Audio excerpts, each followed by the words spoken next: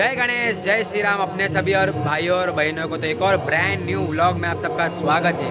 तो आज मैं और मेरा भाई किशन हम लोग आए महेश पार्क, नाला सोपारा ईस्ट में महेश पार्क में। तो राम कथा चालू है। श्री पूज्य पंडित बालकृष्ण दास जी अयोध्या से राम कथा के लिए आए हैं। तो आज कितवा दिन है किशन भाई, बताए पब्लिक को? आज छठवा दिन है। आज छठवा दिन है राम कथा का। 26 तारीख से चला, 26 तारीख से 26 तारीख से 3 तारीख कथा है और 3 तारीख को तो महाप्रसाद भी रखा गया है। तो अभी हम लोग जा रहे हैं राम कथा सुनने के लिए। तो आप सब लोग भी राम कथा का एंजॉय कीजिए और आप सब लोग आ सकते हो, पॉसिबल है तो आप लोग भी आइए। और टाइमिंग क्या है कथा का? टाइमिंग 4 से 7। 4 से 7 राम कथा का टाइमिंग है। तो अभी हम लोग जा रहे हैं राम कथा सुनने के लिए। हम लोग आपसे रिक्वेस्ट करते हैं कि आप लोग से पॉसिबल हो सकता है तो आइए। महेश पार्क ग्राउंड में है राम कथा, 9 दिन की राम कथा है। तो चले।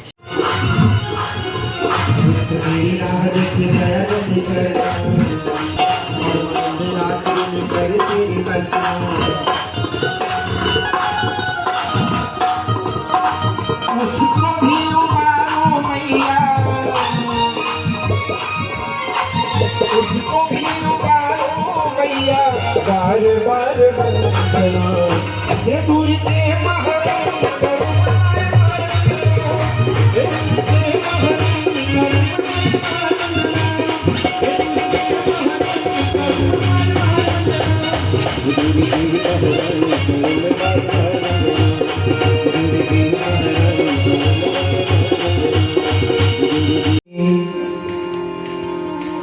लखन सिय जनक दुलारी, आरती अवध बिहारी की।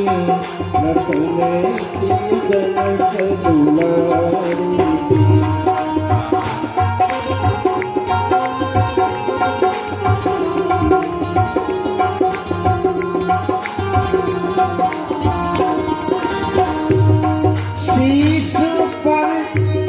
मुकुट सोहे सोहे,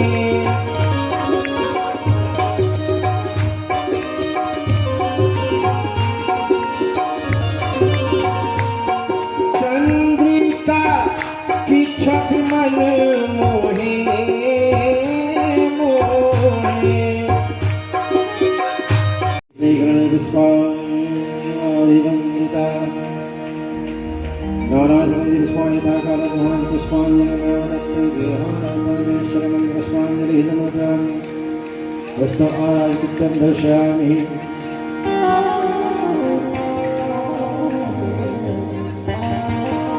प्रेम से श्रीरामचंद्र भगवान की जय, बोलो लखनलाल की जय, बोलो जानकी मैया की जय, बोलो पवन सुत हनुमान की जय, तुलसीदास जी महाराज की जय, बोलो व्यास जी महाराज जी की जय, बोलो सब देवी देवतन की जय, वो अपने अपने माता पिता भगवान की जय। ओम नमः पार्वती पते हर हर महादेव। आप सब अपने अपने स्थान पे बैठे। मंगला नाम चकरतारो, वंदे माउरी विनायको,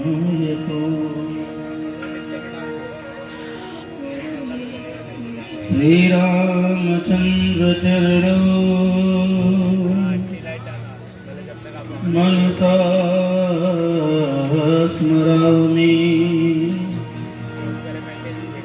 श्री रामचंद्र चरणो वचसा गृणामि। श्री रामचंद्र चरणो शिरसा नमामि। श्री रामचंद्र चरणो शरणं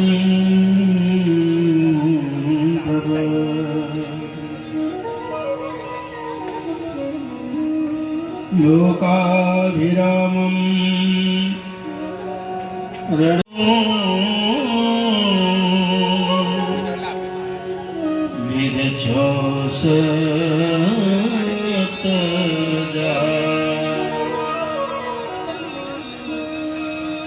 अपने अपने घरन की सबका हो को पीर तुम्हें पीर सब घरन की धन्य धन्य रघुवीर धन्य धन्य रघुवीर। प्रेम सोनी श्री सीताराम जी महाराज जय की जय।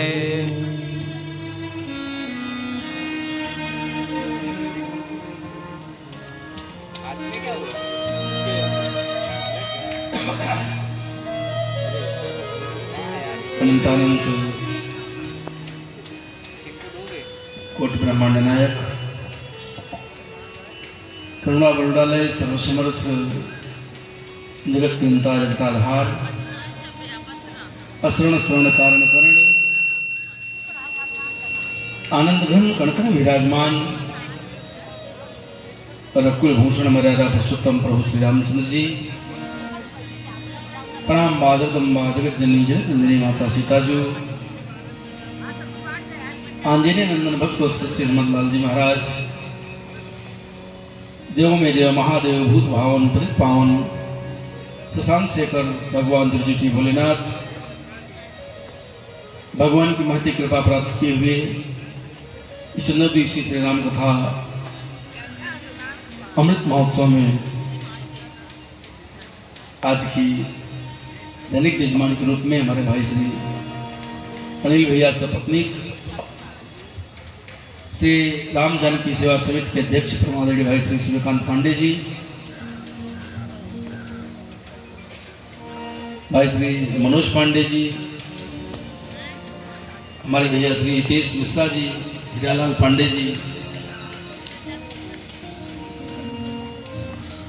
श्री सोनू मिश्रा जी, मेरे प्राणों से प्यारे श्री राम जी, आओ आओ रघुराई राजा जी, मेरे प्राणों से प्यारे श्री राम जी, मेरे प्राणों से प्यारे श्री राम जी, मेरे प्राणों से प्यारे श्री राम जी, मेरे प्राणों से प्यारे श्री राम जी, मेरे प्राणों से प्यारे श्री राम जी, आओ आओ रघुराई राजा राम जी, मेरे प्राणों से प्यारे श्री राम जी, आओ आओ रघुराई राजा राम जी, मेरे प्राणों से प्यारे श्री राम जी, आओ आओ रघुराई राजा राम जी, मेरे प्यारे से प्यारे श्री राम जी। श्री राम। जय श्री राम। श्री सीताराम जी महाराज आज की जय, गौरी शंकर भगवान की जय, रमण सरकार की जय, हनुमान जी महाराज की जय। नमः पार्वती पते हर हर महादेव। जिनकी छत्र छाया में बैठकर यह भगवान का गौरव गाथा हम सब सुन रहे हैं, ऐसे भक्ति प्रदायक परम भागवत भगवान के कृपा पात्र श्री हनुमान जी महाराज के श्री चरणों में वंदन करते हैं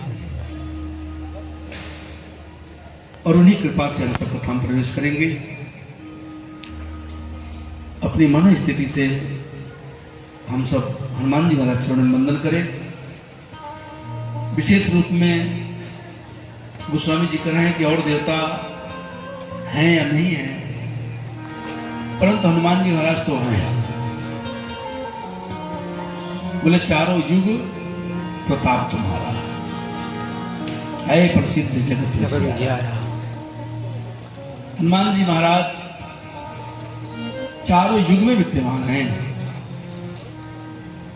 ऐसे हनुमान जी महाराज जो सिर्फ और सिर्फ भगवान की कथा को सिर्फ गाते और सुनते हैं, दो ही काम है उनका।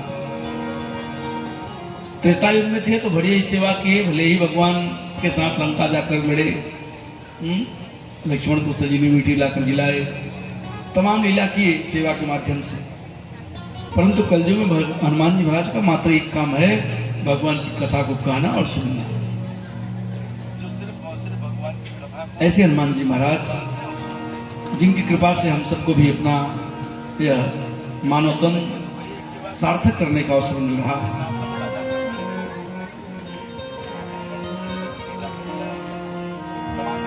जय हनुमान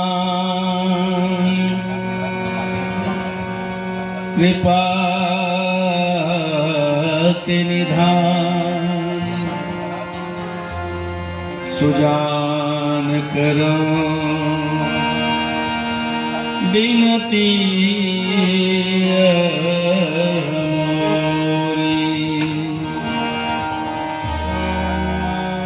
श्री रघुनायक के। अच्छा, रुकने का दो कारण है। एक तो इतना प्रेम होगा, हाँ, इतना तालमेल होगा। अब तो 2 घंटे में संधि से बातचीत बंद हो जाती है। मात्र 2 घंटे बारात रहेगी, हाँ, हाल में, उतने समय में संधि से बातचीत बंद हो जाएगा। कभी कुछ लेकर, कभी कुछ लेकर, कभी कुछ लेकर, कभी कुछ लेकर, ये कभी हो गया, ये कभी हो गया, ये कभी हो गया। और जब बहू घर में आई तो बहू आई है इसकी खुशी कम है, ये नहीं लाई है इसका दुख ज्यादा। ये नहीं लाई, ये नहीं मिला, हाँ?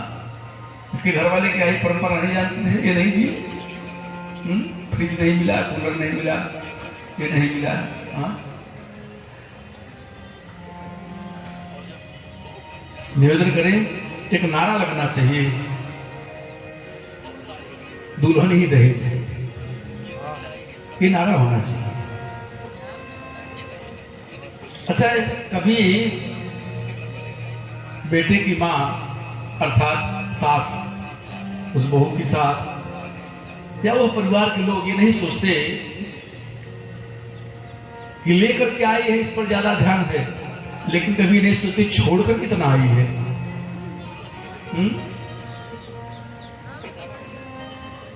कितना छोड़कर आई है, यदि इस पर ध्यान जाए, हाँ, 18 वर्ष, 20 वर्ष, 22 वर्ष, 25 वर्ष तक जिस माँ और पिता की गोद में खेली है, जिस भाई का लाड प्यार मिला है, दुलार मिला है, जिस भाई के हाथ पर राखी बांधी है, जिस आंगन में बड़ी हुई है, सारा वो आनंद, वो सारा जीवन अपना आपके लिए समर्पित कर दिया, छोड़ दिया, त्याग दिया। आपको सुख देने के लिए आ गई है। अब इससे ज्यादा और क्या चाहिए भैया? अपने माता पिता को छोड़ा, अपने भाई को छोड़ा, भाभी को छोड़ा, बहन को छोड़ा, अपना घर मकान छोड़ा, जहां जन्मस्थली है वो छोड़ दिया। ये विचार करो, बेचारी छोड़ के कितना आ गई। उसके सामने ये कहना कि ये नहीं पाई है, ये नहीं पाई है, ये बहुत बड़ा दुख होता है।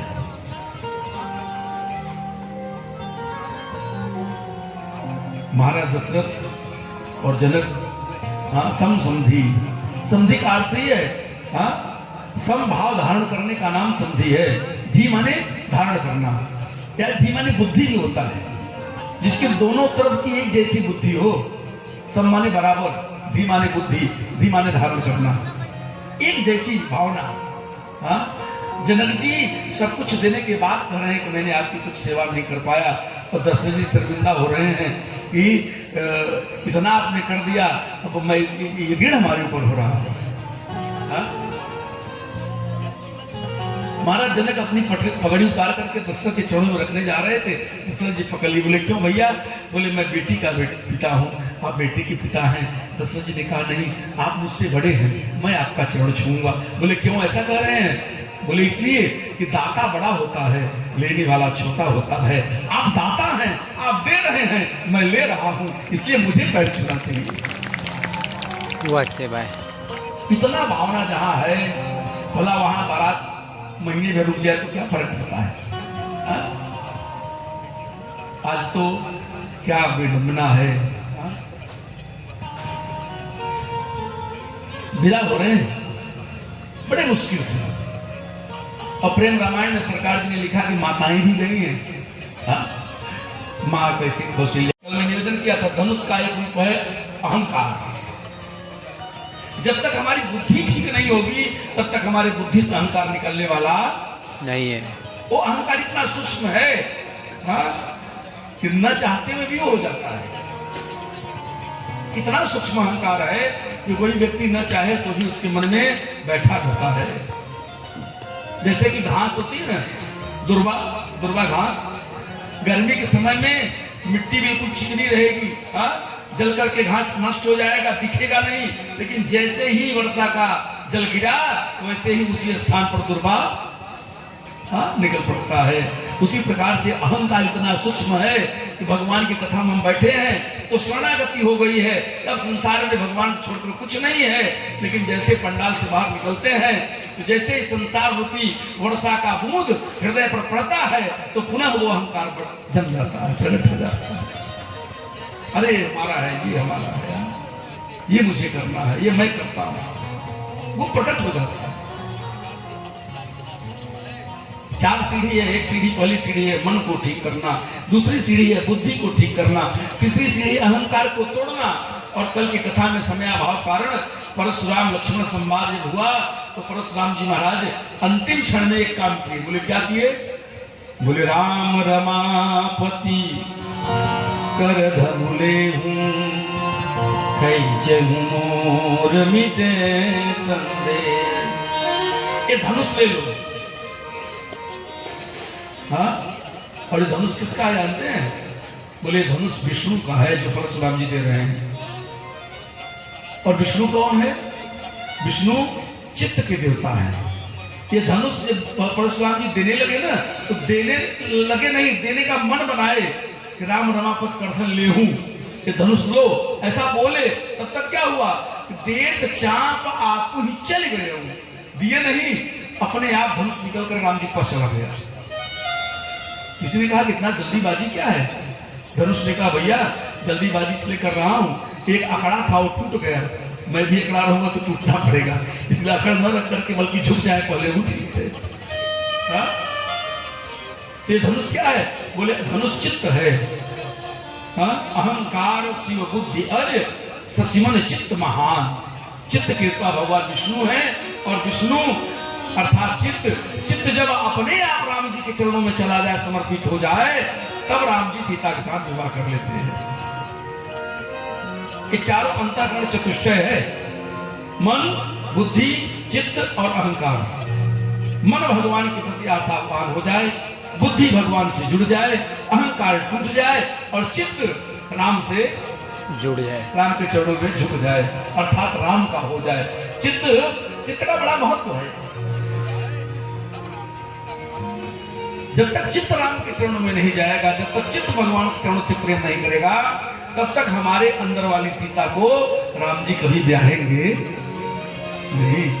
राम जी का विवाह हमारे हृदय में भी हो सकता है, हमारी भी सीता से हो सकता है। सीता माने भक्ति, जो आप पूजा करती हो, जो आप मंदिर जाती हो, जो आप भगवान को टीका लगाती हो, वो भक्ति है। और भक्ति का विवाह राम से करना है तो 4 सीढ़ी आपको भी पार करना पड़ेगा। ये जनकपुर वाले कर लिए। हाँ, जनकपुर वालों को तो भक्ति मिली गई है।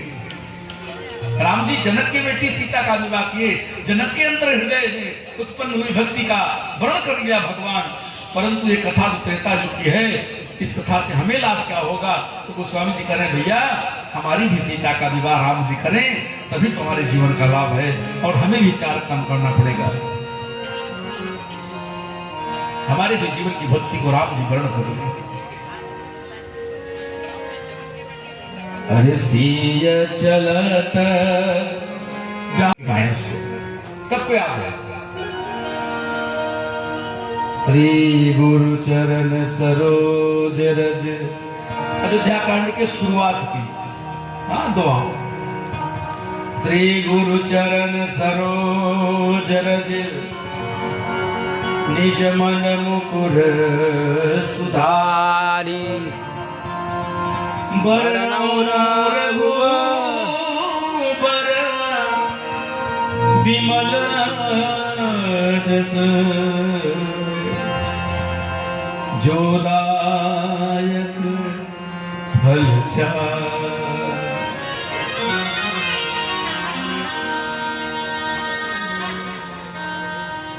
श्री गुरु चरण सरोज रज, निज मन मुकुर सुधारी।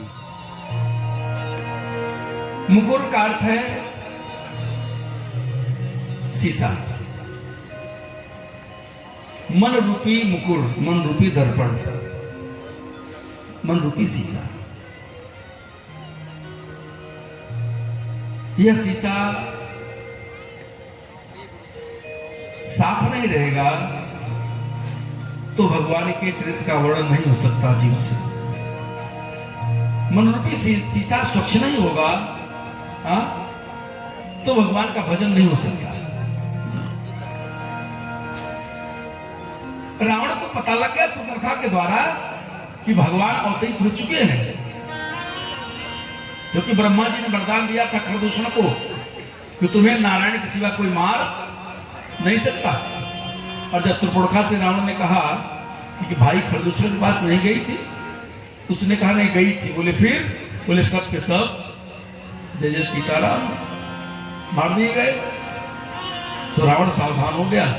रावण तुरंत मन में विचार किया, खरदूषण मोहिषम बलवंता, तिन्हें को मार बिनु भगवंता। भगवान अवतरित हो चुके हैं, भगवान आ गए हैं। अरे रावण अब देर मत कर, अब भगवान का भजन कर ले, तेरा उद्धार हो जाएगा। और रावण तुरंत सुपर्णखा को समझा करके, राज दरबार को स्थगित करके अपने महल में गया और अपने कक्ष में जा करके आसन लगा करके बैठ गया आंख बंद करके भजन करने। और जब भजन करने बैठा तो मन तो साफ नहीं है। जिसकी चर्चा हो रही है, निज मन मुकुर सुधारी, मन रूपी दर्पण पवित्र नहीं है, स्वच्छ नहीं है, साफ नहीं है। उस पर तो ना जाने कितने प्रकार की काई बैठी हुई है, धूल जमी हुई है, मिट्टी जमी हुई है, काम का, क्रोध का, लोभ का, मोह का, मद का, मत्सर का, ईर्ष्या का, द्वंद्व का, अनेक प्रकार की विकार की मिट्टियां जमी हैं। रावण ने निर्णय कर लिया कि अब इस मन से तो भगवान द्रवीभूत नहीं होंगे, क्योंकि मेरा मन पवित्र नहीं है।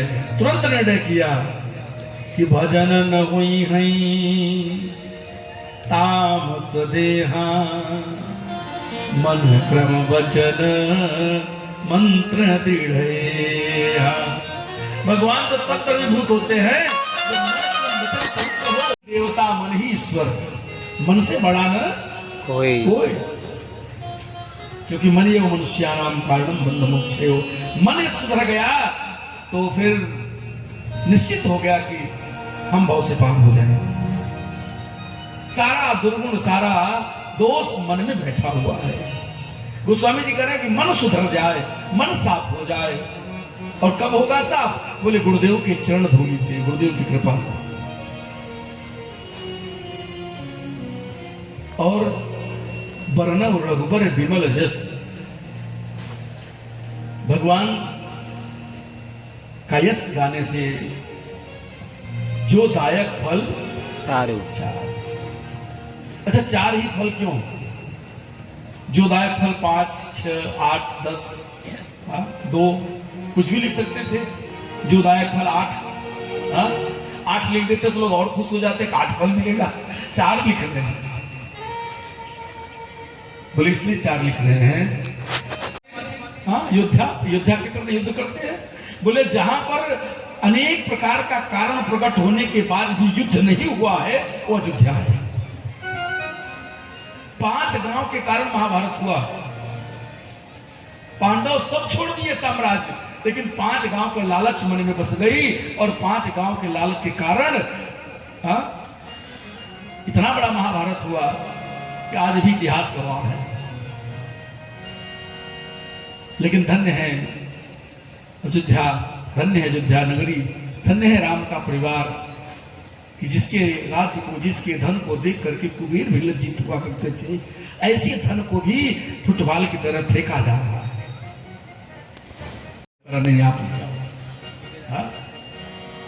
न युद्धम इति अयोध्या, जहां पर पर्याप्त कारण होने के बाद भी युद्ध नहीं हुआ है वो अयोध्या है। ऐसे अयोध्या की कथा हम लोग सुनने जा रहे हैं। कथा सब जानते हैं, कथा कम बोलेंगे, आपको कथा का सार बताते हुए आगे बढ़ेंगे, क्योंकि 5 दिन तो बालकांड में लग गया।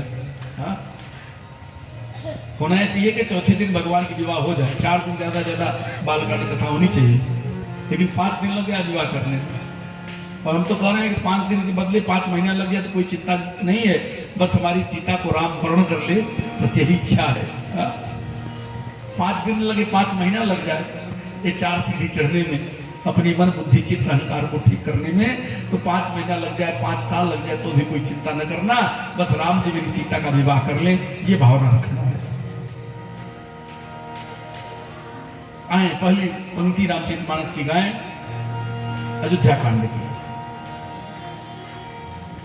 कि आए ब्याही राम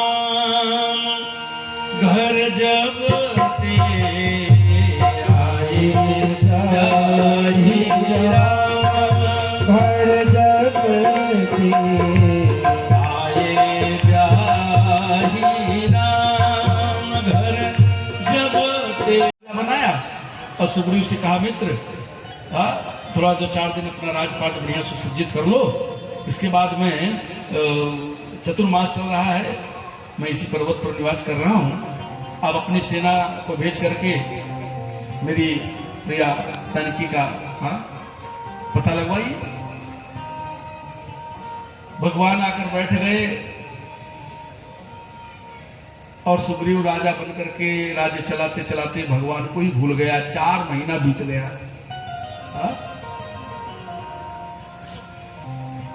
भगवान ने कहा लक्ष्मण, सुग्रीव तो बड़ा स्वार्थी निकला, लेकिन उसे पता नहीं है कि जिस बाण से मैंने बाली को मारा है वो बाण आज भी मेरे तरकस में है।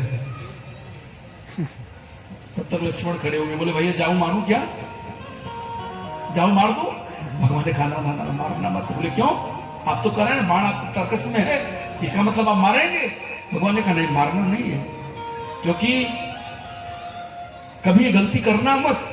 बोले क्या, बोले पहले संबंध किसी से बनाना मत, और जब संबंध बन जाए तो चाहे जितनी विषम परिस्थिति आ जाए उसे कभी तोड़ना। ये भगवान का स्वभाव है। संबंध बनाने के पहले उससे आप चाहे जितनी उसकी परीक्षा ले लो, चाहे जितना उसको अपने कसौटी पे कस लो, परंतु संबंध जब बन जाए, अग्नि को साक्षी मानकर भगवान सुग्रीव को मित्र बना चुके हैं। भगवान ने कहा कि अब तो मेरा मित्र बन चुका है, यदि मित्र बनने से पहले ऐसी कोई गलती हुआ होता तो हो सकता है उसका परित्याग कर देते, लेकिन अब चाहे जितनी गलती कर दे अब तो मुझे निर्वाह करना पड़ेगा। उधो बांग है कि लाज, ये भगवान का स्वभाव है। सरलता से आ जाए तो ठीक है, नहीं तो भय दिखा कर ले आओ। और आया सुग्रीव तो भगवान चरणों में गिरा, तो भगवान से यही कहा कि प्रभु ये सुख बड़ा दुखदाई है।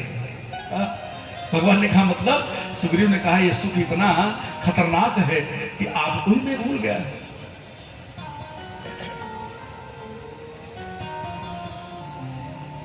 कहनुमंत विपति प्रभु सोई,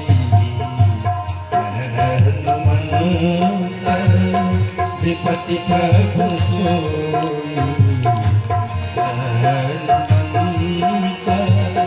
विपति प्रभु सोई। समय व्यतीत होता गया, महाराज दशरथ गोस्वामी जी कलम लिख रहे हैं, मैं आप सबसे निवेदन किया था कि जिस पंक्ति में एक शब्द आता है वहां से कथा प्रारंभ होती है। महाराज दशरथ आज राज दरबार में प्रवेश कर रहे हैं। सभी दरबार के सदस्य गण, पदाधिकारी गण, मंत्री, सचिव इत्यादि इत्यादि सब खड़े होकर अभिवादन कर रहे हैं। एक सहित एक समान, पता है कि नहीं? हाँ? लोग कहते भी हैं जब लग गंगा जमुन जलधारा चल रही है, बात तुम्हारा विवाह में बड़ी बड़ी आशीर्वाद देते हैं। अरे झूठा आशीर्वाद क्यों दे रहे हो भैया? ये गंगा यमुना तब से है जब से हमारी हजारों पीढ़ी आई और चली गई। हाँ, हम सतायु हैं, 100 वर्ष की आयु हमारी है कलयुग में, 100 वर्ष जिए तो पूर्ण हो गया। दशरथ जी का अनुभव है कि 10,000 आयु है त्रेता में, लेकिन यहां तो लोग कह रहे हैं कि जियऊ जगत पति बरस करोड़ी। महाराज आपके जैसा राजा कौन हो सकता है? आप इतने धर्मिष्ठ हैं, प्रजापालक हैं, आप करोड़ों वर्ष जीवित रहे। देखिए, जो जिसका जीवन धर्म से जुड़ा होगा, शास्त्र से जुड़ा होगा, हाँ, जिसके जीवन में शास्त्र और धर्म और सत्संग का अनुभव होगा, वो किसी के प्रशंसा में फूलता नहीं है। महाराज दशरथ तुरंत सावधान हुए कि मेरा शेष 9,000 वर्ष व्यतीत हो चुका है, शेष 1,000 वर्ष और है, और ये लोग कह रहे हैं कि जियो जगतपति बरस करोड़ी। ज्यादा प्रशंसा कर रहे हैं। और जब कोई ज्यादा प्रशंसा करे ना, तो बुद्धिमान लोग क्या करते हैं, अपनी कमी ढूंढते हैं। हाँ? महाराज दशरथ अपनी कमी दिखने लगे, लगता है कि मुझ में कोई कमी है। और कितना सार्थक शब्द है। गोस्वामी ने तुरंत लिखा कि श्रवण समी। महाराज सावधान हो जाते हैं। एक निवेदन करें, बाल्यकाल में 2 आशाएं रहती हैं। बालकाल में 2 आशाएं। बालक है तो उसके मन में विचार आता है, कभी मैं बालक हूं, अभी मैं जवान हो जाऊंगा। हाँ, जवानी आएगी, और जवान सोचता है अभी तो मैं जवान हूं, अभी मेरा बुढ़ापा आएगा। लेकिन बुढ़ापा क्या सोचेगा भैया? बुढ़ापा तो अंतिम बात हो गई। जब बुढ़ापा आ गया तो मरना है, तब मौत आएगी। आशा तो कुछ है नहीं जीने का। जब बुढ़ापा आ गया, अब किसका इंतजार है? बच्चा जवानी का इंतजार करता है, जवान बुढ़ापा का इंतजार करता है, और बुढ़ापा किसका इंतजार करेगा? हाँ? ये कान के बाल जो सफेद हो रहे हैं, ये कह रहे हैं कि अब तुम्हारा नंबर आ गया है। और सफेदी क्या है? सफेदी कह रहा है कि धीरे धीरे तुम सफेद की ओर बढ़ रहे हो। सफेद क्या होता है? बोले सफेद कफन होता है। एक दिन ऐसा आएगा, पूरा शरीर कफन से ढक जाएगा, सफेदी में चले जाओगे। ये सफेद बता रहा है, अब तुम सफेदी को चल रहे हो। एक दिन पूरा सफेद हो जाएगा तुम्हारा शरीर। हाँ? और दूसरी बात, सफेदी ये कह रहा है कि अब एक काला धंधा है संसार का, एक जिम्मेदारी छोड़ दो, अब सात्विकता को बढ़ो। लेकिन हम लोग अपने क्या कहें? हाँ, हम लोग इतने उस शब्दों को क्या कहें? ढीठ कहें, ढीठ कहें कि बेशर्म कहें? हाँ, हम लोग इतने बेशर्म हैं, ढीठ हैं कि सफेदी आकर के कह रही है कि अब मौत आने वाली है, और हम संडे टू संडे हर रविवार को कटोरी में काला करके अब ब्रश से लगाएंगे। हाँ? हर संडे लगाएंगे। हाँ, ब्रश को भी बड़ा, हाँ, उसका बड़ा सदुपयोग करते हैं हम लोग। जब तक सही रहेगा तब तक दांत पर, हाँ, और जब थोड़ा गड़बड़ हो जाएगा तो फिर बाल पर, और जब ज्यादा और गड़बड़ हो जाएगा ना तब उससे नाड़ा डालते हैं। बड़ा उपयोग करते हैं उसका। इतना लगाव संसार से है हमारा। श्रवण समीप भय सित केसा। अलग अलग लोक में रहा करते थे, सद्गुरु और दुर्गुण, अर्थात देवता और राक्षस। अलग अलग लोक में। और त्रेता में एक ही लोक में। सतयुग में अलग अलग लोक में, और त्रेता में एक लोक में। पृथ्वी पर राम भी है, रावण भी है। और द्वापर में बोले एक परिवार में, हाँ? चाहे वो दुर्योधन को मान लो, चाहे कंस को मान लो, हाँ? एक ही परिवार में, एक ही रिलेशन में, हाँ? मामा राक्षस है और भांजा भगवान है, देवता है। कृष्ण के सगे मामा है कंस, एक ही परिवार में। और कलयुग में बोले कलयुग भैया एक ही शरीर में राक्षस और देवता दोनों बैठे हैं, हाँ? इसको गोस्वामी जी ने पुष्ट किया। बोले सुमति कुमति सब को बढ़ा फुसला करके बहला करके कि कोप होने में भेज देती है।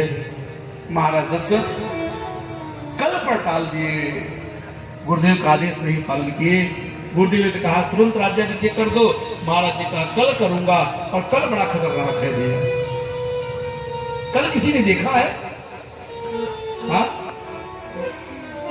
ये जो कल शब्द है ना, चाहे भूतकाल का कल हो, चाहे वर्तमान का भविष्य का कल हो, न भूतकाल का कल सही है, न तो भविष्य काल का कल सही है। भूतकाल वाला कल याद करोगे तो दुख होगा, भविष्य का कल याद करोगे तो डर भय होगा। ये दो काम ये कल यही करता है। बोल के मत चला करो। बाल जब जब खुला है तब तक कोई न कोई महाभारत हुआ है। अशुभ है बाल खोलना। बाल जब भी रहे तो गुथा हुआ रहे, महाभारत हुआ। क्योंकि हमारे समाज में संत और सती का बहुत महत्व है। क्यों जानते हैं? सती माने नारी। क्यों? क्योंकि अपने बिखरे हुए विचारों को, कहां से विचार निकलते हैं? सिर से। और बाल कहां से निकलते हैं? सिर से। तो बाल रूपी बिखरे हुए विचारों को देवियां, नारियां, हाँ, चोटी बना करके, गूंथ करके, इकट्ठा करके अपने पति रूपी परमेश्वर के चरणों में समर्पित हो जाती हैं। इसलिए उनको दूसरा कुछ करने का विधान नहीं है। पति सेवा से ही परम पद प्राप्त कर लेती हैं। और संत अपने बिखरे हुए विचार रूपी बाल को जूड़ा बना करके, गूंथ करके भगवान के चरणों में समर्पित हो जाता है। इसलिए उसे दूसरा काम करने की जरूरत नहीं है और परम पद को प्राप्त हो जाता है। नारी धर्म पति देव न दूजा। नारी के जीवन सिर्फ पति ही सर्वस्व है। और पति के चरणों में सदैव अपने समस्त संबंधों को तोड़ करके और चोटी बना करके पति के चरणों में समर्पित हो जाती है। हाँ, कहाँ माँ, कहाँ पिता, कहाँ भाई, कहाँ बंधु, कहाँ सखा, हाँ, कहाँ हमारी सहेलियां, सबसे नाता तोड़ करके जब तुम अपने पति के पास आ गई हो, तुम्हारा जीवन पति के चरणों में समर्पित हो गया है, तब अपने विचार को कहीं इधर उधर मत फैलाओ, अपने बाल को मत बिखेरो, अपने विचार को मत बिखेरो। अब बस तुम्हारा सर्वस्व पति ही हो गया है। हाँ, एक ही धर्म एक व्रत नेमा।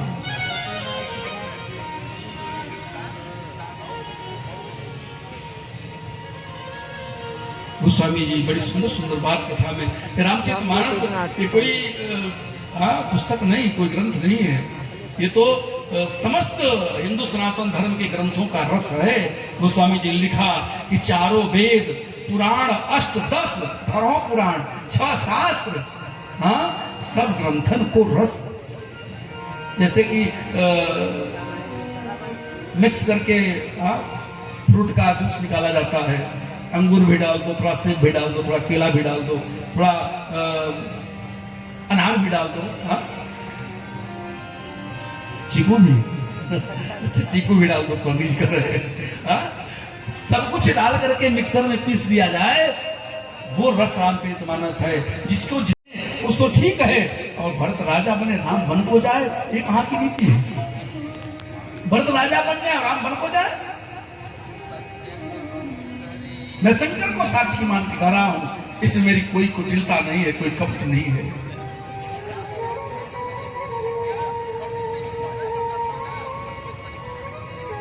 अनेक प्रकार से महाराज दशरथ ने संवाद किया, परंतु मां कैकेयी अपने बात पर अडिग रही। अंत में महाराज दशरथ ने कहा कि देवी कैकेयी सुनो, यह जो तुमने वरदान मांग लिया ना, तो मेरे कुल की परंपरा है कि प्राण जाए पर वचन न जाए। मैं तो दूंगा, लेकिन इसका परिणाम बड़ा भयावह होगा। कैकेयी ने कहा क्या होगा? महाराज ने कहा कि यदि राम बन जाएंगे तो कैकेयी कि दशरथ का प्राण भी चला जाएगा।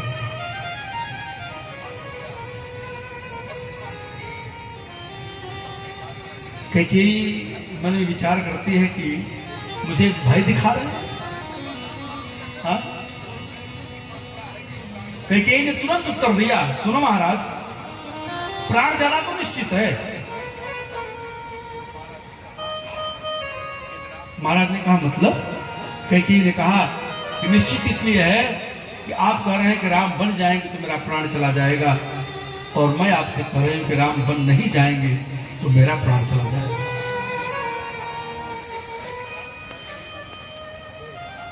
तो शायद महाराज सोचे होंगे अपने मन में कि चला जाए तो चला जाए, कर्म बंद हो जाए तभी तो ठीक है, कर्म समाप्त हो जाए तभी तो अच्छा है।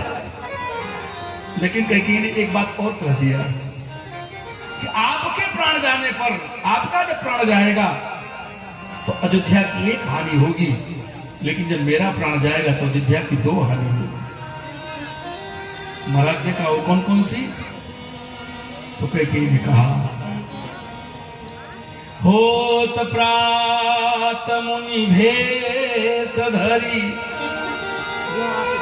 जौन राम बन जाए,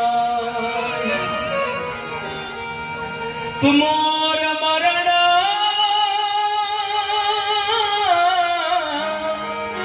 राउर अपयस नृप समझाऊं मन होर प्रात मुनि भेष धरि जौन राम बन जाए। महाराज ये कैकेयी का वचन है, सुनो, यदि प्रातः काल होते ही राम वनवासी बन के वन को नहीं गए तो मोर मरण, अयोध्या की पटरानी मर जाएगी, पहला हानि होगा, और दूसरा हानि मोर मरण राउर अपयस, रकुल के चादर में कालिमा लग जाएगी, कलंक लग जाएगा। जो रकुल की पद्धति चली आई है कि रकुल रीत सदा चली आई, प्राण जाई पर वचन न जाई, वह आज से कहना बंद हो जाएगा, आपको कलंक लग जाएगा, अपयस हो जाएगा। एक राजा दशरथ हुए थे, वचन देने के बाद मुकर गए। मोर मरण राउर अपयस नृप समझो मन माहि। महाराज दशरथ अपने कुल की परंपरा को याद करके उनका सिर झुक जाता है और मन में विचार करते हैं कि दशरथ तो ना जाने कितने होंगे, लेकिन रकुल की परंपरा चली जाएगी, ये दशरथ को कलंक लग जाएगा। दशरथ भले रहे न रहे, लेकिन मेरी रकुल की परंपरा। मां कैकेयी ने कहा, पुत्र राम, अपराध तो नहीं, लेकिन तुम्हारे मुंह का चक्कर ही है। मेरे 2 वरदान थे, मैंने सो मांग लिया। पहला वरदान, मैं अपने पुत्र को भरत को राजगद्दी, और दूसरा वरदान, तुम्हें 14 वर्ष का वनवास। यह सुन करके तुम्हारे पिता मूर्छित हो गए और राम राम कह के भूल किए हैं। तुम अपना कर्तव्य समझते हो, इसे स्वीकार करो। भगवान कहते हैं कि माँ वो बेटा बड़ भागी है जो पिता माँ का आज्ञाकारी है। आज राम को यही बात का खेद था, दुख था कि 27 वर्ष का राम हो गया, लेकिन पिताश्री और हमारी माँ आज तक मुझे कोई आदेश नहीं दिए। आज मैं बड़भागी हूँ, आदेश पाकर आज राम धन्य हो गया भैया, जो आपने मुझे ऐसा आदेश दिया।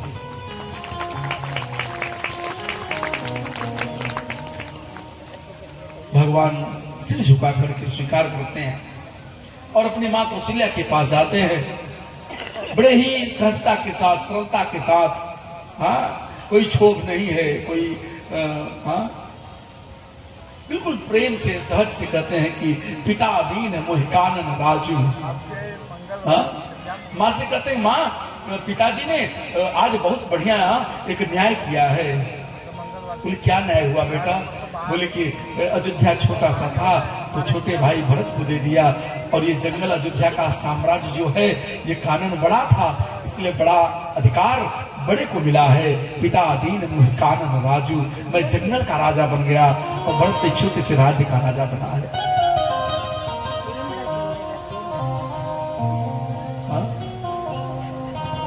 जो दुख में भी सुख खोज ले, जो बुराई में भी अच्छाई खोज ले, ये भगवान का स्वभाव है। भगवान हर जगह हर क्षण क्षण पर सिर्फ अच्छा ही देखते हैं, शुभ ही करते हैं, शुभ ही देखते हैं, और शुभ ही है मंगल भवन अमंगलहारी द्रवऊ दशरथ अजिर बिहारी। भगवान मंगल के धाम हैं, कभी अमंगल वो सोचते ही नहीं। एक बताऊं, ये थॉट का बहुत प्रभाव पड़ता है, विचार का बहुत प्रभाव पड़ता है। आपको अच्छा बनना है ना, सिर्फ अच्छा सोचना चालू कर दो। आपको अच्छा बनना है, अच्छा फल पाना है, अच्छा कोई कार्य करना है, फिर अच्छा सोचना प्रारंभ कर दो, आपका सब अच्छा होता चला जाएगा। सिर्फ विचार अच्छा रखो, अच्छा सोचो, बस सोच का बहुत बड़ा प्रभाव है। ये एक आकर्षण होता है इसमें का, अच्छा सोचो। भगवान जंगल में जाने पर भी प्रसन्न है, खुश है। और जो माँ और पिता जंगल भेज रहे हैं, उनकी सेवा करने के लिए अपनी पत्नी को रोक रहे हैं भगवान। माँ कौशल्या तो माँ है, वो तो हाँ, मैं चर्चा किया था ना, माँ ने कहा कि पिता का पद माँ से छोटा होता है, माँ का पद पिता से बड़ा होता है।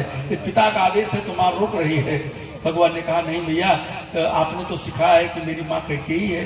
बोले हाँ है, तो बोले कैकेयी मैया का आदेश हो गया है। भाई गति साफ छुछुंदर केरी, माँ कौशल्या चुप हो जाती हैं। माँ जानकी हाँ आंचल में, हमारे यहाँ की परंपरा देखिए, आंखों से आंसू गिर रहा है और पैर के अंगूठे से धरती को थोड़ा थोड़ा कुदेर रही है। पहले की बहुओं को बोलने की का ये मन स्वभाव था, बोल नहीं पाती थी। आंचल के अंदर आंसू गिर रहा है। सास के सामने पति आ जाए तो सास के सामने मुंह खुला रहता था तो बंद होकर लेती थी, क्योंकि पतिदेव आ गए। कौशल्या की सेवा मां जानकी कर रही थी, लेकिन जब राम जी आ गए ना तो मैया जानकी ने अपने आंचल से अपने मुख को ढक लिया। और ये सारे समाचार को सुन करके उनकी आंखों से आंसू गिर रहा है और पैर से मिट्टी कुदरने लगती है कि कैसे बोलूं, लज्जा को कैसे दूर करूं, ये तो नारी का गहना है। वास्तविक गहना तो लज्जा है, लज्जा नहीं है, वो नारी कहलाने योग्य नहीं है। मां जानकी इस परिस्थिति में भी बोल नहीं पा रही है। मैया कौशल्या समझ गई, बेटी कुछ कहना चाहती हो, बोलना चाहती हो? मैया जानकी ने कहा मां, मैं अपनी ओर से कुछ नहीं बोलना चाहती हूँ, आपने जो संस्कार दिया है, जो आपने किया वही मैं भी करना चाहती हूँ। तो मां कौशल्या ने कहा बेटी मैंने क्या किया? सीता मैया ने कहा कि ऐसा विधाता किसी के ऊपर करे न, लेकिन मान लीजिए कि एक साथ किसी नारी के जीवन में ऐसी आपत्ति आ जाए कि पति और पुत्र दोनों संकट में हो, तो किसका साथ देना चाहिए? तो मैंने आपसे सीख लिया कि पति का साथ देना चाहिए। आपने मेरे पतिदेव राम को बन जाने का आदेश दे दिया, लेकिन आपने ये नहीं कहा कि मैं तुम्हारे बिना कैसे जीऊंगी, मैं नहीं रह पाऊंगी, तो मैं भी चलूंगी।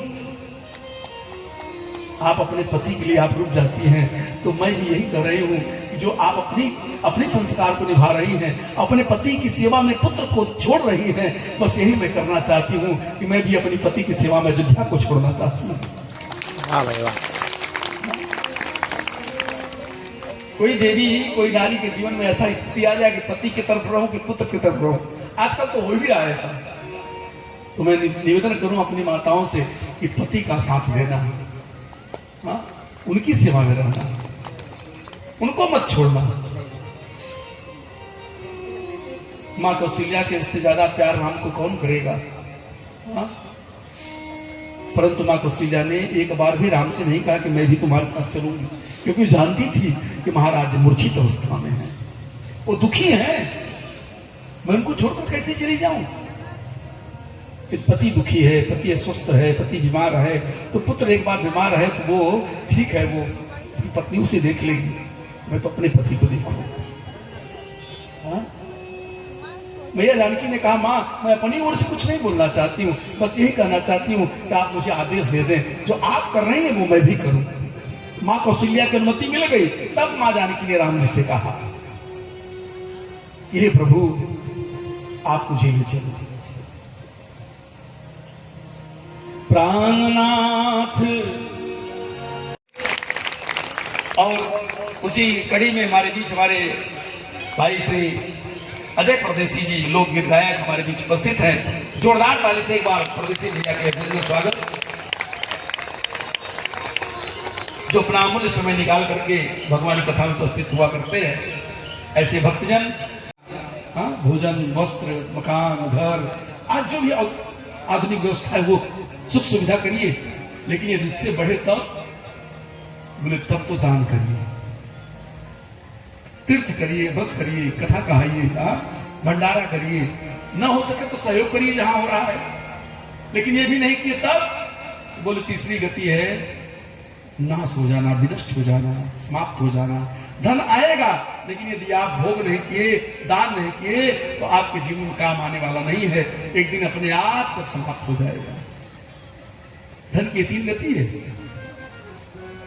तो भगवान कृपा से आज का ऐसा समय है कि सब लोग संपन्नता की ओर हैं, सब लोग सुंदर ढंग से खा रहे हैं, सब लोग सुंदर ढंग से रह रहे हैं। हाँ, पहले लोग छप्पर पर रहते हैं, अब तो लोग फ्लैट में रह रहे हैं। हाँ, सारी सुविधाएं हैं।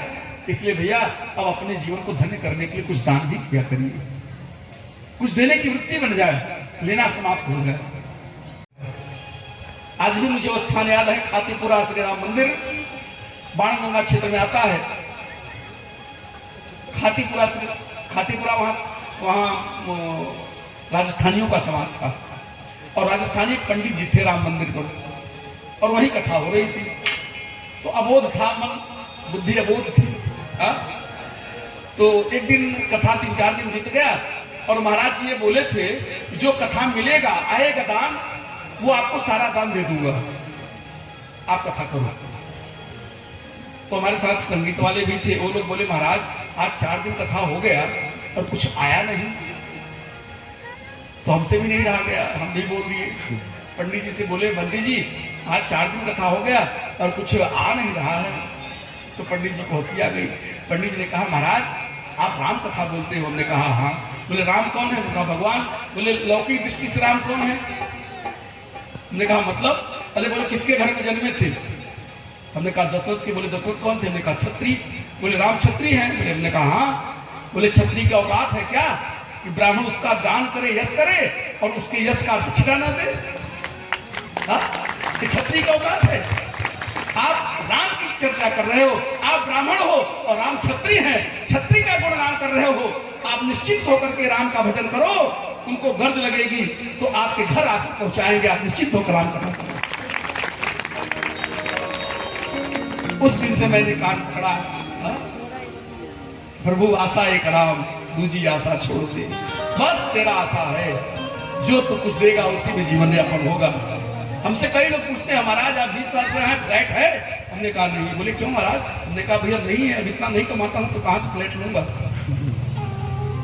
सत्य जीवन की बात बता रहा हूं आपसे। 20 साल से हूं मैं नालंदा में, लेकिन मेरे पास एक फ्लैट नहीं है। ऐसा नहीं कि मेरे पास बैंक बैलेंस है, बैंक बैलेंस नहीं है, बस जीविकोपार्जन हो रहा है। और राम कथा के व्यास में बैठा हूँ। सूर्यकांत भाई हमारे मित्र हैं, हमने कभी 1 रुपया दक्षिणा नहीं मांगा इनसे, पूछ लो आप। जो ईश्वर ने दिया है बस उसकी कृपा है, और कहीं नहीं मांगता हूं। राजेश तिवारी 7 वर्ष राम कथा कराए, उस साल में मैंने दक्षिणा नहीं मांगा कभी, जो उन्होंने दे दिया बस ईश्वर की कृपा। खाने पीने का और चाहिए क्या? मैं भी सो रहा हूं फ्लैट में ही। कोई EMI भर करके संतुष्ट है कि मेरा है, मैं भाड़ा दे के संतुष्ट हूं, चलो मेरा है। इतना लोड क्यों लेकर जिए भैया? 1 लाख 2 लाख दे करके और 20,000 महीने की EMI भरे, कथा न मिली तब? कथा नहीं मिली तो कहा लोड नहीं लेना है, खूब आनंद में रहो। सीताराम सीताराम सीताराम कहिए, सीताराम सीताराम सीताराम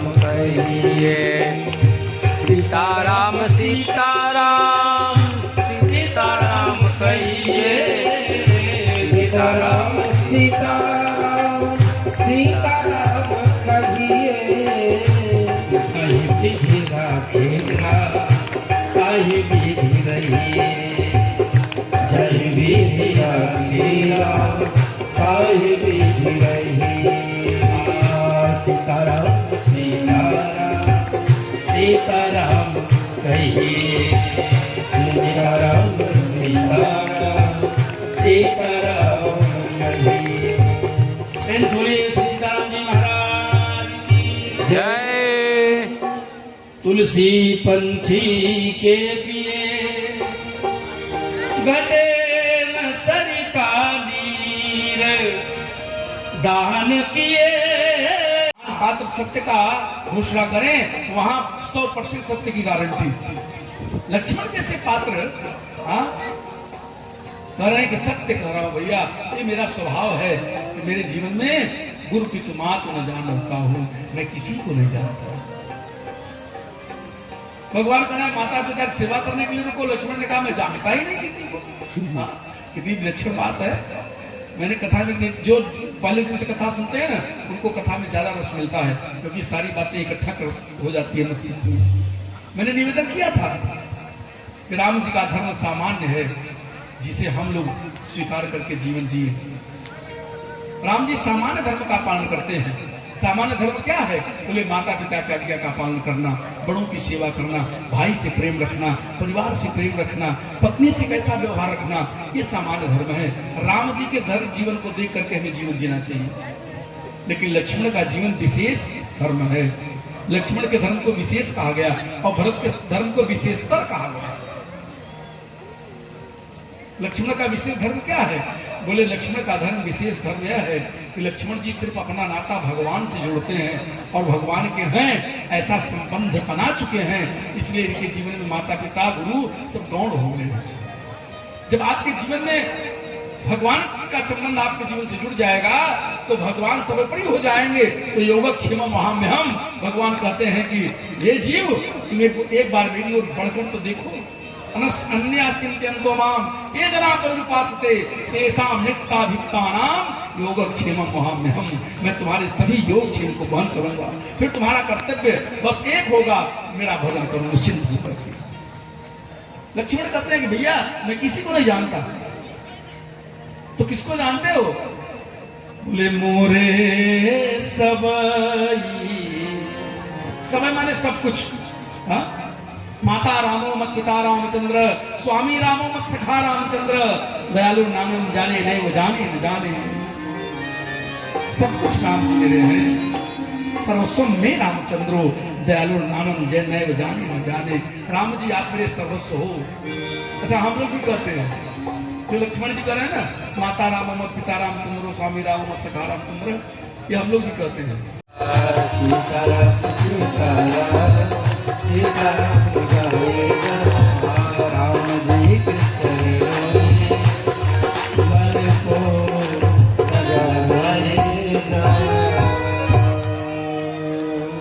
प्रेम सुनिए भक्तवत्सल भगवान की जय।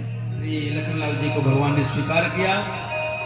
भैया श्री लखनलाल जी मां सुमित्रा से आशीर्वाद लेकर के पुनः भगवान श्री राम की सेवा में तत्पर होते हैं। कथा तो बड़ी सुंदर है, परंतु समय अभाव है। कल थोड़ा सा इस पर प्रकाश डालेंगे कि लक्ष्मण जी को कैसे मां ने विदा किया और जीवन में होना क्या चाहिए, भक्त के जीवन में क्या होना चाहिए। अर्थ पंचक इसको कहा जाता है, इस पद्धति को अर्थ पंचक कहा जाता है। ये 5 प्रकार के गुण जिसके जीवन में है वो लक्षणों में जाता है।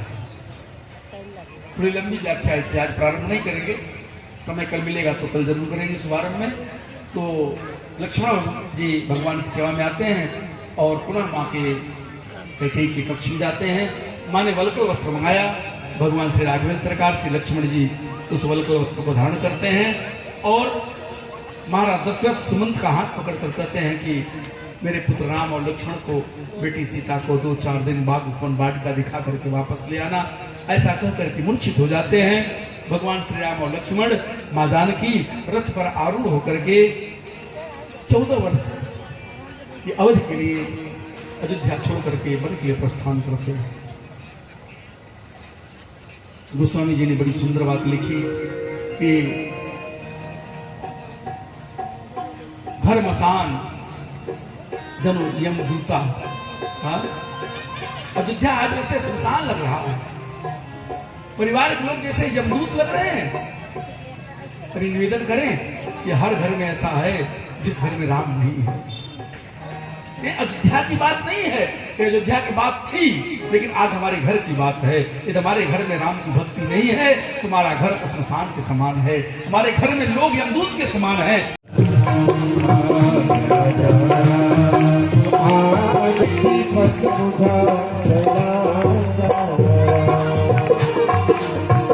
सबरी के बैर सुदामा के तंदुल, सबरी के बैर सुदामा के तंदुल, सुदामा के तंदुल, सुदामा के तंदुल, लगा जा दीपक बुझा जला जा दीपक बुझा जला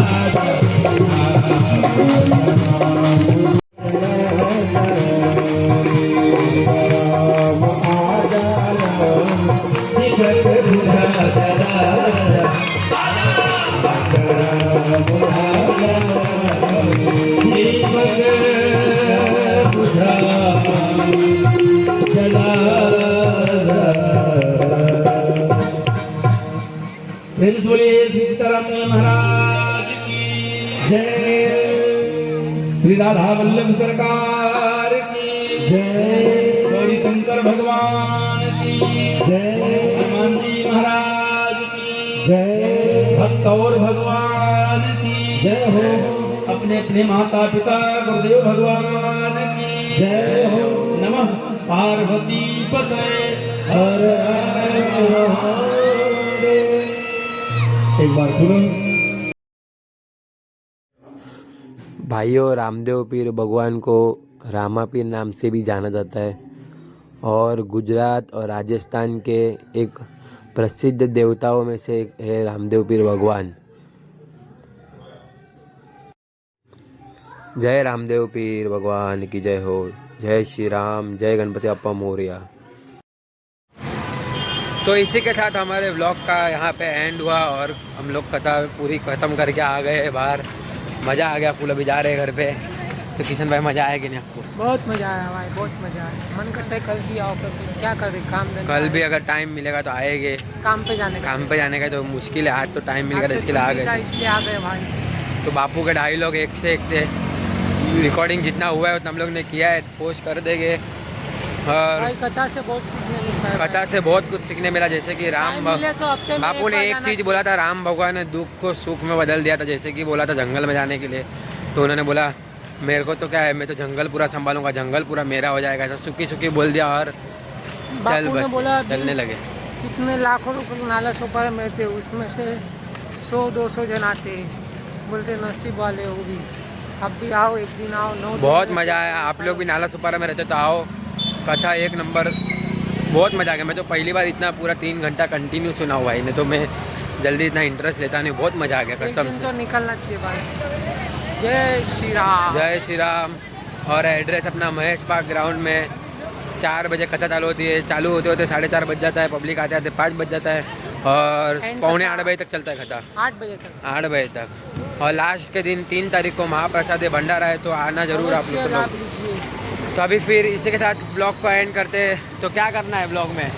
जय श्री राम, जय श्री जय राम। गणेश। लाइक करना है, शेयर करना है, शेयर करो, सब्सक्राइब करो, कमेंट करो। जय श्री राम, जय श्री राम, जय श्री राम। तो मिलते हैं अगले ब्लॉग में। ऐसा कुछ मिलेगा तो हम लोग करेंगे। और एक और बात, कथा के इधर जाओगे तो बाजू में रामदेव पीर का मंदिर है, तो ज़रूर जाना। वो भी हम लोग ने डाला है, वो भी मतलब ब्लॉग में डाला है, तो भूलना मत, रामदेव पीर के भी दर्शन करना। तो मिलते हैं फिर अगले ब्लॉग में।